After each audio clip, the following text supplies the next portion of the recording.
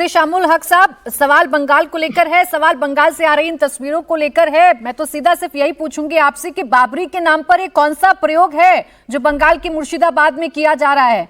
ये तस्वीरें क्या बयां कर रही हैं? प्राची जी नमस्कार, और तमाम जितने पैनलिस्ट बैठे हुए सभी को मेरी ओर से ये पश्चिम बंगाल में जो कि एक नया इशूज हुमायूं कबीर के द्वारा बाबरी मस्जिद का दोबारा समझिए मुर्शिदाबाद के बेलडंगा स्थित में जो नींव डालना पिछले 6 दिसंबर को, तो ये एक नया समझिए कि लंबी पश्चिम बंगाल में मतलब भारतीय जनता पार्टी डायरेक्ट समझ लिए कि वो तो मुसलमान का वोट हासिल नहीं कर रहे, इसलिए उन्होंने एक हमारे ही दल के नेता थे हुमायूं कबीर, जिन्होंने उनको सेटिंग कर करके उनको मैनिपुलेट कर करके और ये एक नया समझ लिए सगुफा इसको उर्दू में बोलते हैं कि बाबरी मस्जिद के तौर पर हमने समझते हैं कि ये देखिए ये सिर्फ क्या है, ये अपनी राजनीति चमका रहे हैं हमारे जो वहां के एमएलए हैं, और उनका किसी भी तरह का कोई भी ग्राउंड लेवल मजबूत नहीं है। दूसरी बात क्या है हम बताऊं प्राची जी कि वो देखिए तमाम पार्टी, वो अगर रहनुमा होते, वो अगर मुसलमानों के बड़े रहनुमा होते तो वो समझ लिए कि वो कांग्रेस में भी थे और 2019 का लोकसभा वो भारतीय जनता पार्टी के कैंडिडेट रह चुके हैं। अब हक साहब वो कितने बड़े रहनुमा हैं तो तस्वीरों को देखकर आप समझ ही लीजिए। अब ये तस्वीरें तो झूठ बोलती नहीं है। हुमायूं कबीर का कद क्या है वो तो आप तस्वीरों को देख ही लीजिए। सर, अगर किसी नेता के कहने पर इतनी बड़ी संख्या में लोग इकट्ठा हो जाएंगे उस जगह जहां अभी मस्जिद का नामो निशान नहीं है, सिर्फ एक पत्थर लगा है, 6 दिन हुए हैं अभी सिर्फ बाबरी मस्जिद के शिलान्यास को, इतनी बड़ी संख्या में अगर मुस्लिम समाज के लोग पहुंचेंगे तो वो कितने बड़े रहनुमा या कितने बड़े नेता बन रहे हैं आप मुझसे बेहतर समझेंगे हक साहब।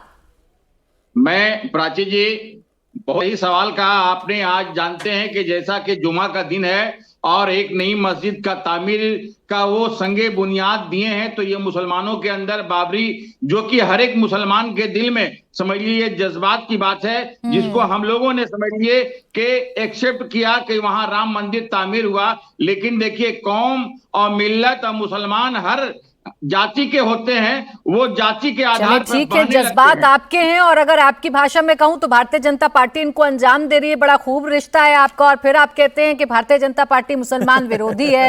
हक साहब, जज्बात आपके, बाबरी मस्जिद आप दिल में बिठाकर रखते हैं और भारतीय जनता पार्टी के इशारे पर वहां शिलान्यास हो जाता है।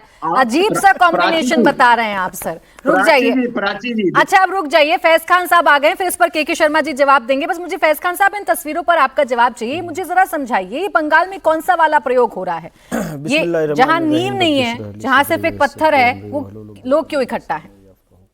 बिरादरान हिंद, अस्सलाम वालेकुम रहमतुल्लाहि व बरकातहू, जय हिंद, भारत माता की जय।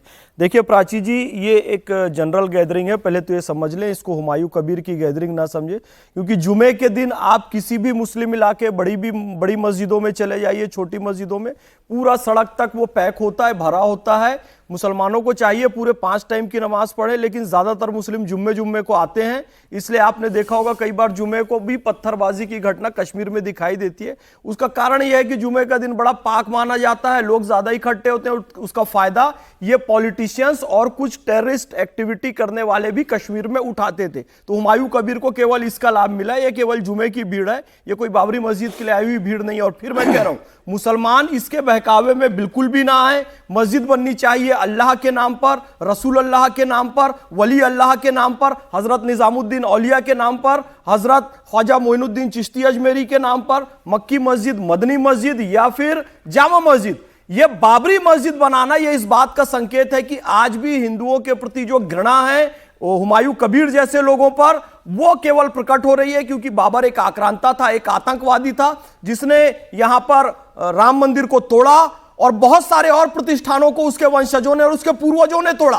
वही घृणा प्रदर्शित करने के लिए फिर से ये बाबरी मस्जिद बनाऊंगा, ये क्या जिद है भाई? तुम यदि सच्चे मुसलमान हो तो अल्लाह रसूल का नाम लो। और मैं तौबा करना चाहूंगा प्राची जी, तौबा करना चाहूंगा, ये कहीं ना कहीं शैतानी इंसान है, इसने अल्लाह और रसूल के ऊपर बाबर को रख दिया है। मुझे कहते हुए भी तौबा करना पड़ रहा है और ये करते हुए इन लोगों को शर्म नहीं आ रही है। और मैं मुसलमानों से कहूंगा कि इसके बहकावे में बिल्कुल ना आए, ये कोई बीजेपी के साथ नहीं है। बीजेपी संघ परिवार का स्पष्ट मानना है कि इस्लाम था और रहेगा। कोई ये सोचे कि इस्लाम नहीं रहेगा, वो हिंदू सोच का व्यक्ति नहीं हो सकता। इसलिए बीजेपी या फिर आरएसएस से मुसलमानों को कोई खतरा नहीं है। ये बार बार हमारे ईमान में खलल पैदा करते हैं। ऐ मुसलमानों, अब इस्लाम कहता है ऐ मुसलमानों अल्लाह से डरो, ये लोग कह रहे हैं ऐ मुसलमानों बीजेपी से डरो, ऐ मुसलमानों आरएसएस से डरो, ऐ मुसलमानों मोदी से डरो, ऐ मुसलमानों योगी से डरो। अरे हम कई बार कह चुके हैं भाई, मोदी डरने डराने की चीज नहीं है, ना दूरी है ना खाई है। मोदी हमारा भाई है, हम मोहब्बत करेंगे योगी जी से, हम मोहब्बत करेंगे मोदी जी से।